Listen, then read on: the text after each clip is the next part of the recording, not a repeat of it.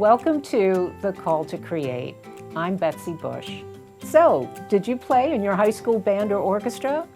Put your instrument down when you went off to college and haven't picked it up since?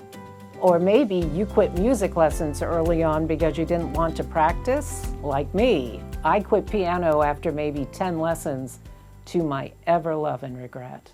Or maybe you never had the opportunity to learn to play an instrument as a kid. And you assume, like the rest of society, that at this point in your life, it's too late to learn. Well, guess what? You are going to love the conversation today with Elena Rahona. She is co-founder of the New York Late Starters Orchestra, and we're talking about opportunities for adults new to music making and why it's important. Elena, thank you so much for being with me today. I love the idea of late starters in music making. Tell me what that's about. It's such an unusual and a new term for me. Right. So thank you so much for having me. I'm really excited. So late starters, there are three different kinds of late starters that we consider. One is a late starter in the traditional sense that you mentioned also, never had the opportunity to play. You are literally starting late in life to play an instrument. And then we also have more sort of returning starters where someone did play as a child or growing up, and then for various reasons, life got in the way and they had to stop for years, decades, and then came back to the same instrument. And then we also have late starters who are late starting to their specific instrument. So maybe someone who plays piano and decided later in life they want to now take up the cello. And so they start again later in life. So we're not talking about the amateur orchestras like community orchestras where you might have professors of music playing. You know, they don't play in a regular orchestra or professionally, but they have a very high level of accomplishment. That is not what you're talking about. Correct. Right. This is very different from the traditional kind of orchestra that people think about. So these late starting orchestras are, in some cases, can take players almost at the very beginning of their journey. We actually started the New York group. I started based on a group in the UK called the East London Late Starters Orchestra. They take people who have never even picked up an instrument before, who literally walk in their first day and are handed an instrument for the first time. That's amazing.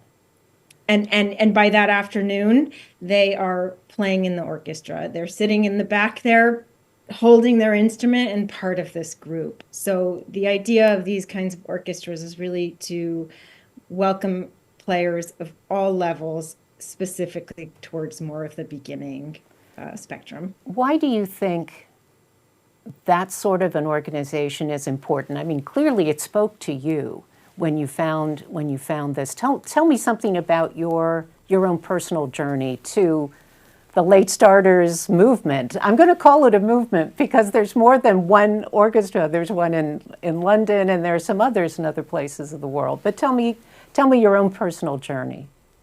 My journey started when I was growing up. I always wanted to play.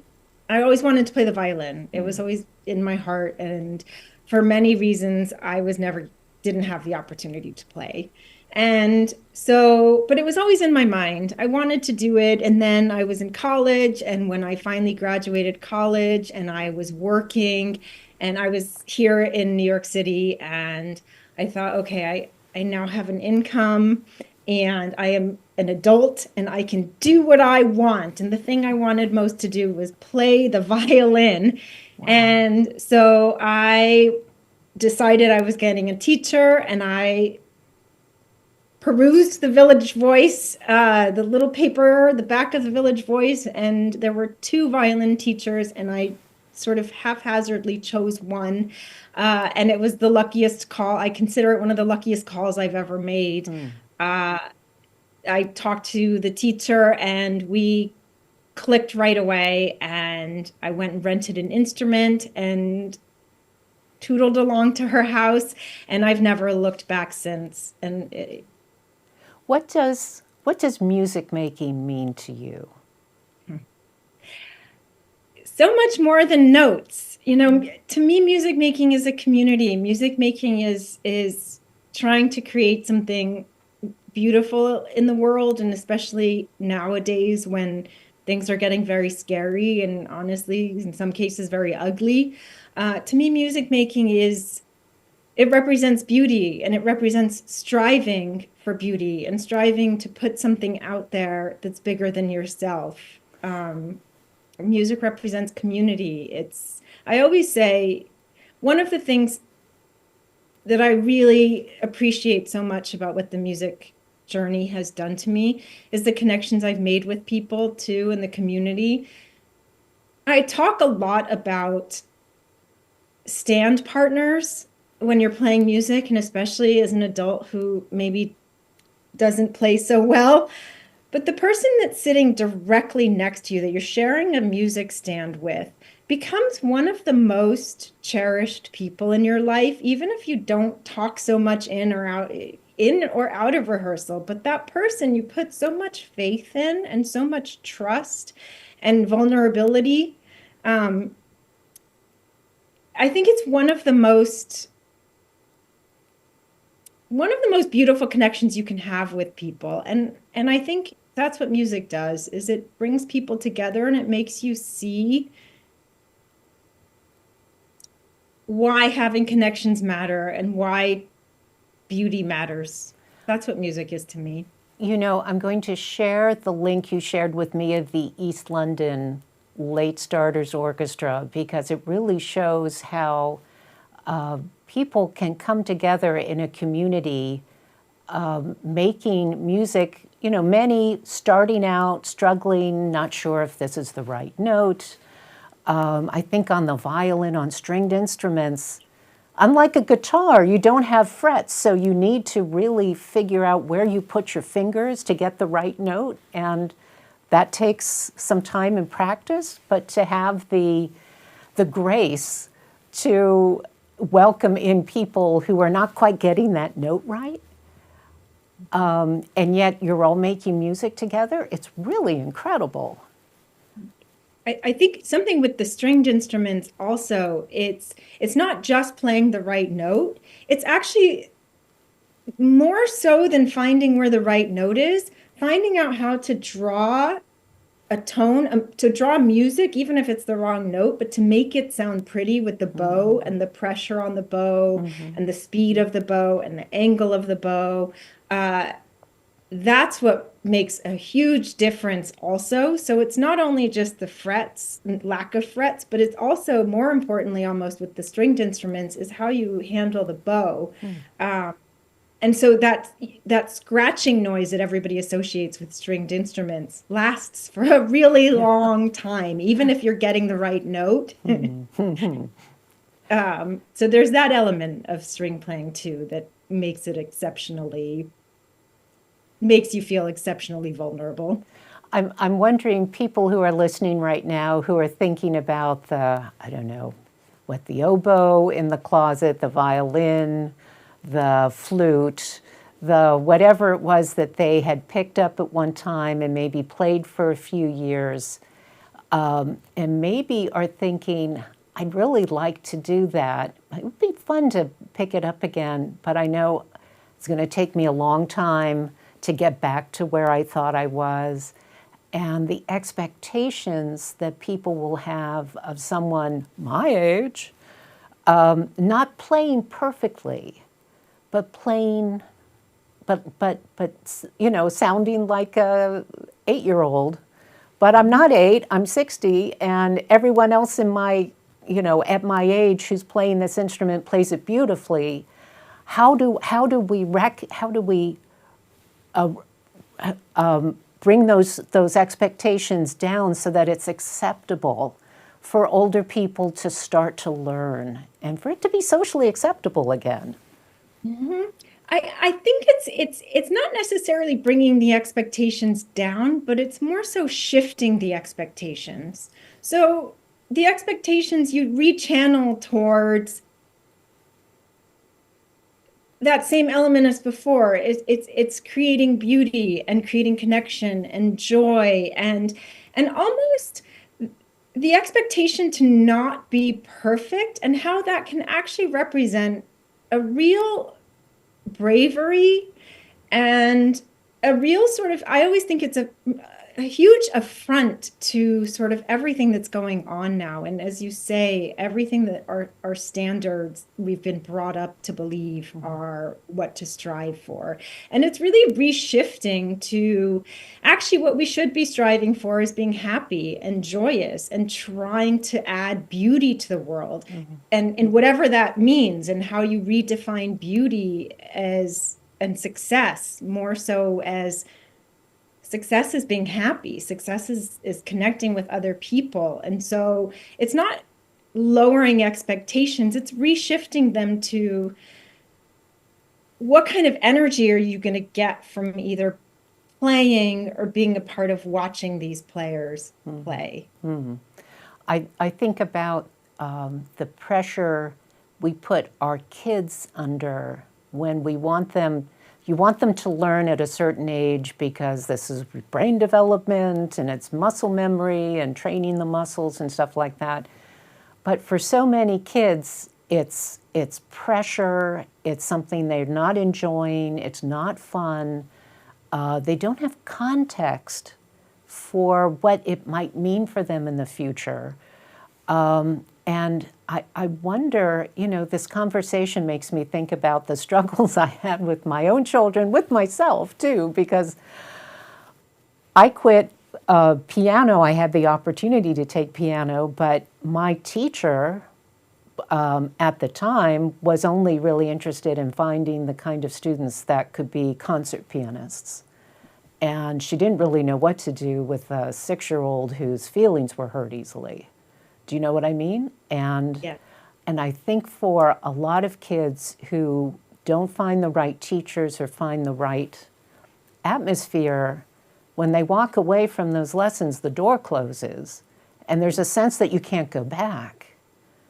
And I think of all the people who are missing this part of their psyche or their lives that could be so much richer if they could go back and be happy with the level that they're at and the progress they're making on their own journey, as opposed to, you're never going to be on, at Carnegie Hall, probably not, right? But you can be happy with what you're doing.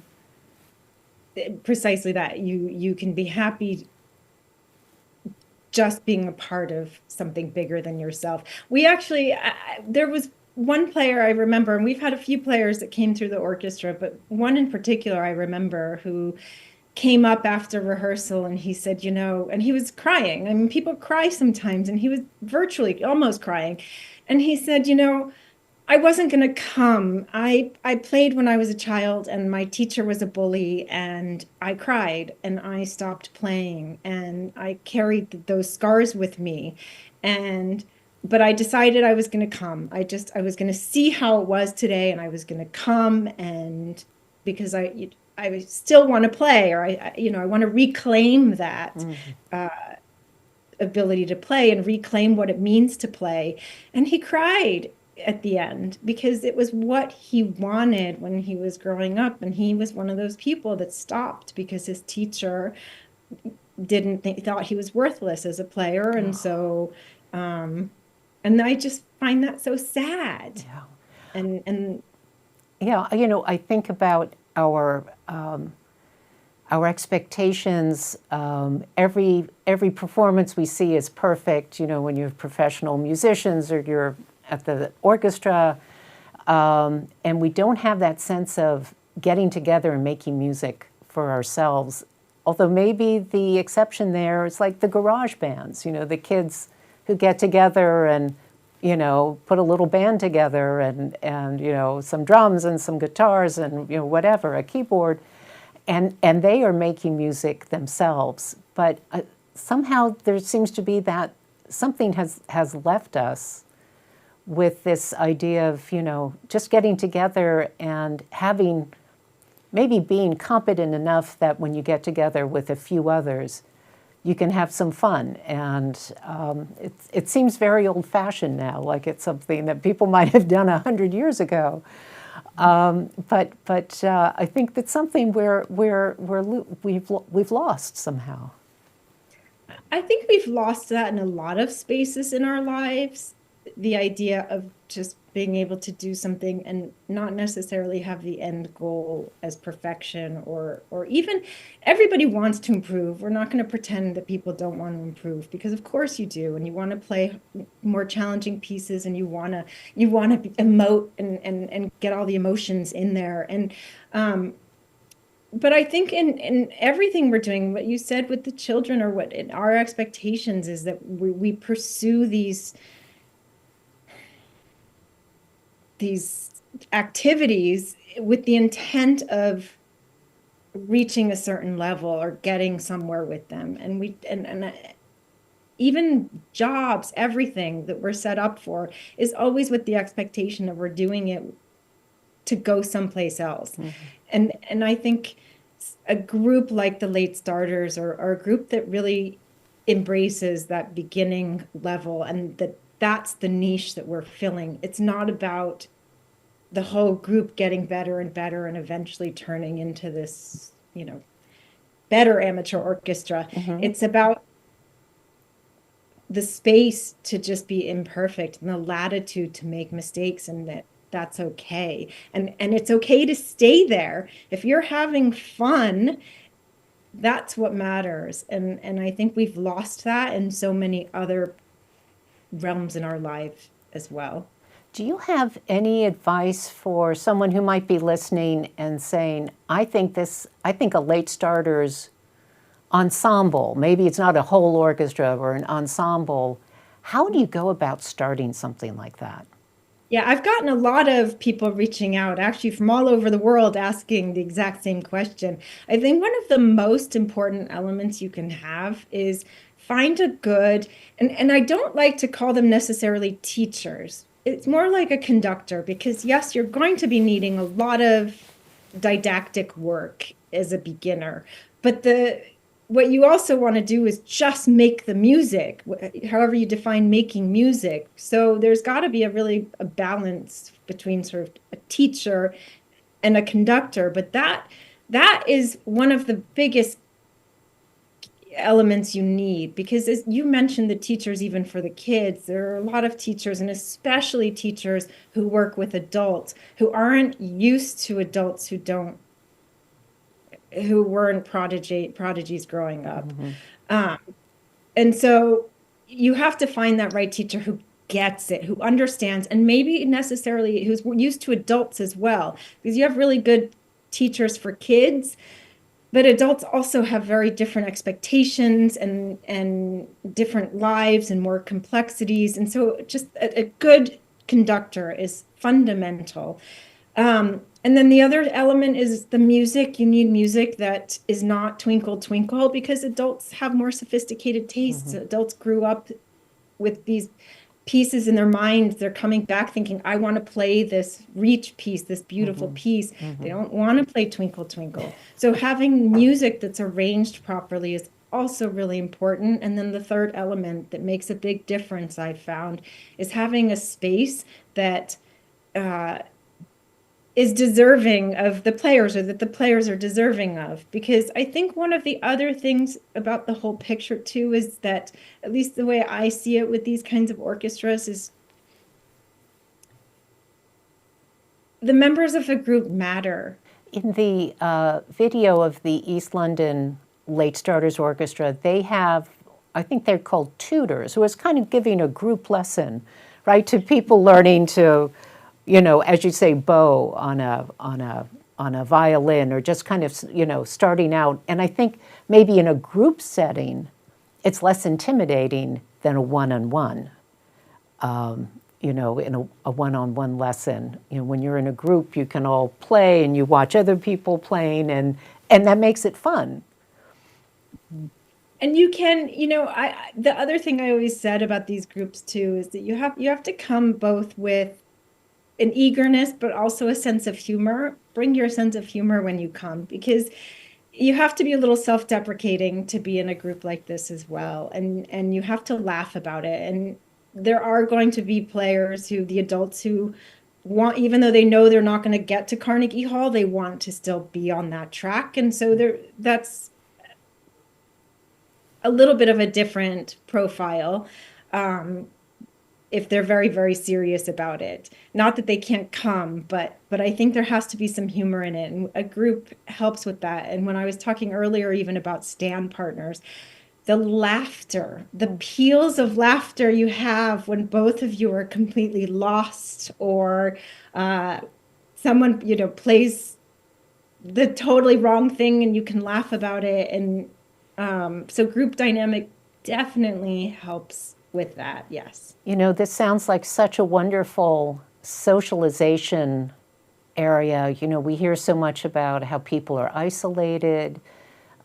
We've lost this sense of, and I think this is very much a COVID thing, but maybe even before then, we've lost our, the spaces where we can come together and socialize and, create something together. And what I've seen again on these London orchestra is just wonderful. I mean, they have, people bring sandwiches and desserts, and then everyone has a little something, and they set up the chairs together, and then they break down the set and that sort of thing. I mean, it becomes a real community group effort that I think a lot of people would enjoy just for that.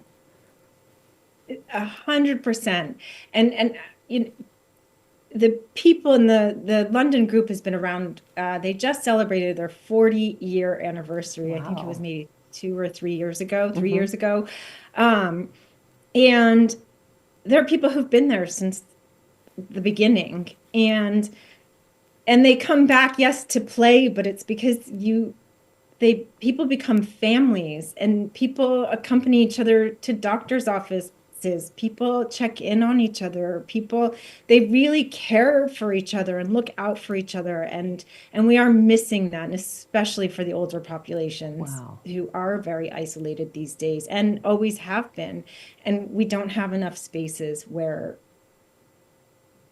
to get together and socialize like that. I wonder, and this is something I want to pursue more in this podcast generally, but the connection between the brain and the hands, what your hands are doing, your brain is reading music, you're connecting your brain to your hands and your body, and that must be incredibly valuable for people as they get older. I mean, you start thinking about that brain hand connection, all the ways in which we've stopped doing things with our hands. 100%. And as you say, you are coordinating both actually with stringed instruments and all instruments, but you're coordinating two different motions with two different hands, the music, even counting, the rhythm counting. Absolutely. And coming in.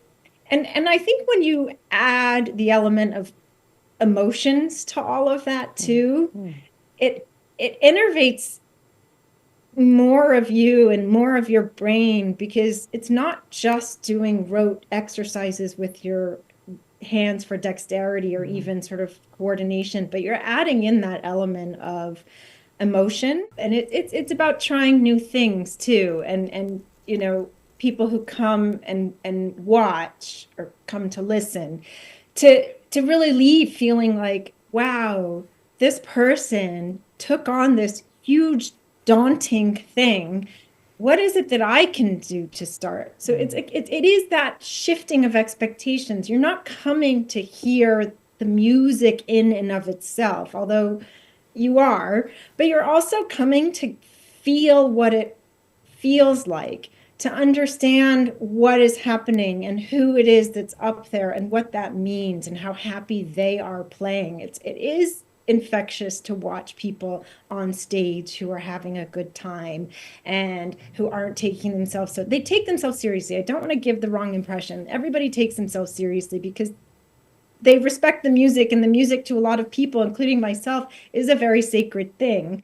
The expectation people when people come, it's that shifting. It's maybe, and they leave thinking maybe I can try something new now that I've seen my neighbor, or look at this, my grandmother just tried something brand new.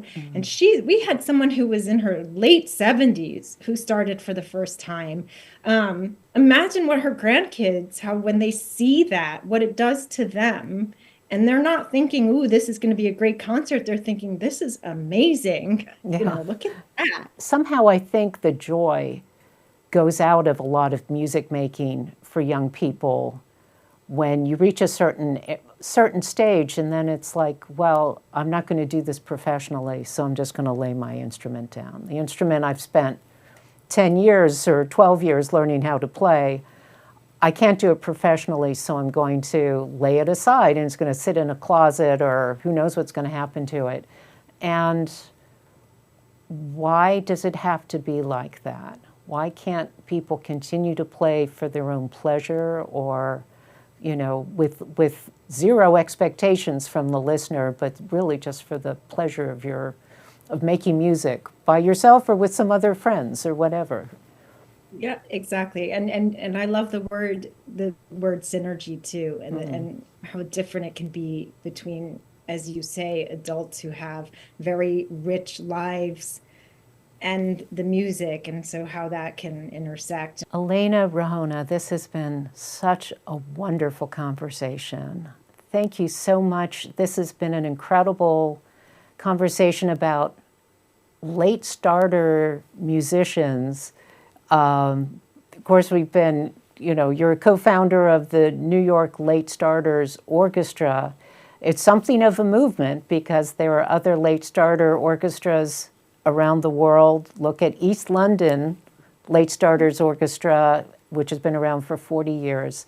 I'll post links to my show notes so people can tune into all of that and some other materials you've shared with me.